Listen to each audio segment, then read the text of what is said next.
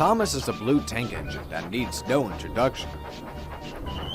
He is known as number 1 on the island of Sodor. You can often find him shunting or riding along his branch line with his 2 iconic coaches, Annie and Clarabelle.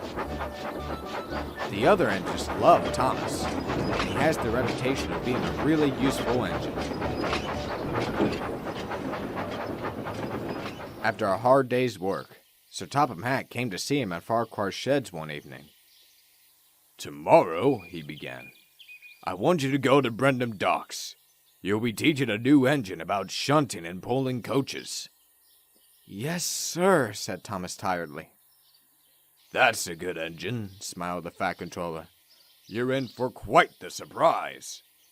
With that, he walked away, leaving Thomas to ponder as to what he meant. He was so excited that he forgot he was even tired. The next morning, Thomas went straight to Brendam Docks, finding the surprise that Sir Topham hadn't mentioned. There, standing on the siding, was a blue engine with the same number as his. He also had 6 small wheels, a short stumpy funnel, a short stumpy boiler, and a short stumpy dome. Thomas was looking at an engine that looked just like him. "Bust my boiler!" cried Thomas. The yard manager came in with a laugh. "Relax, Thomas. It's a replica engine. He's going to be pulling passengers at the Nene Valley Railway in Peterborough." Thomas looked on in wonder. Just a replica? Does he talk?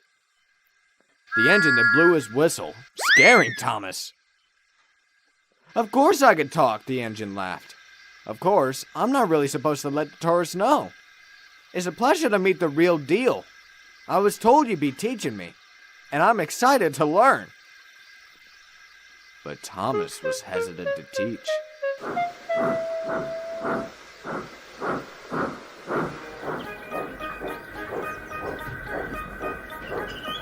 The day went on, and Thomas would teach his replica how to shunt around Farquhar Station, showing him the do's and don'ts.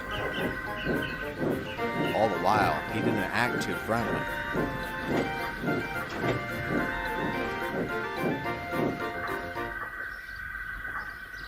When it was time for a rest, Thomas was sitting in a siding away from the replica, eyeing him with contempt.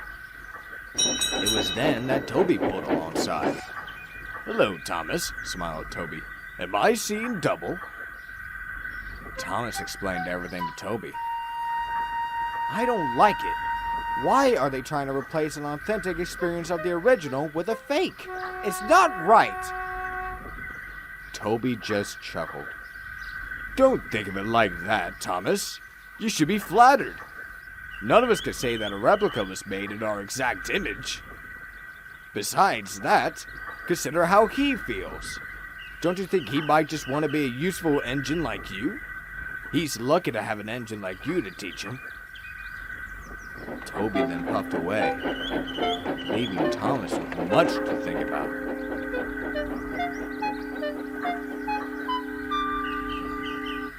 Soon, it was time to take Annie and Clarabelle along the branch line. Thomas was meant to be in front of the replica, pulling him and the coaches. But thanks to Toby, he had a different idea. "Please, sir," pleaded Thomas to the station master, "do you think you could give the other Thomas a shot at pulling the train? I could teach him what to do on the journey." "I don't see why not," smiled the station master. The arrangements were set, and the replica beamed to have a chance at pulling a passenger train. He coupled onto Annie, while Thomas would be behind the coaches.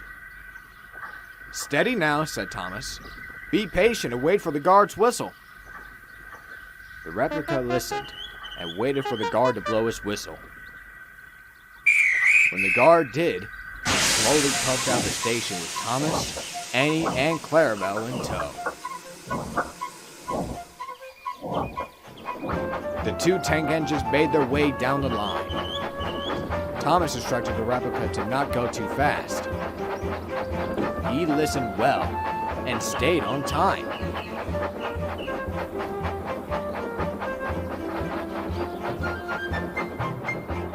"He's pulling us well. He's pulling us well, sang the coaches. Thomas couldn't disagree and found himself quite impressed. You're doing swell, called Thomas. You're doing swell.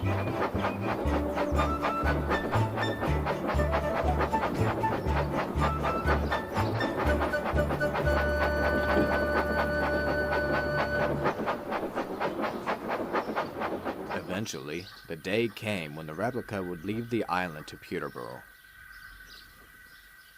The engines were there to give their goodbyes, including Thomas, Annie, and Clarabelle.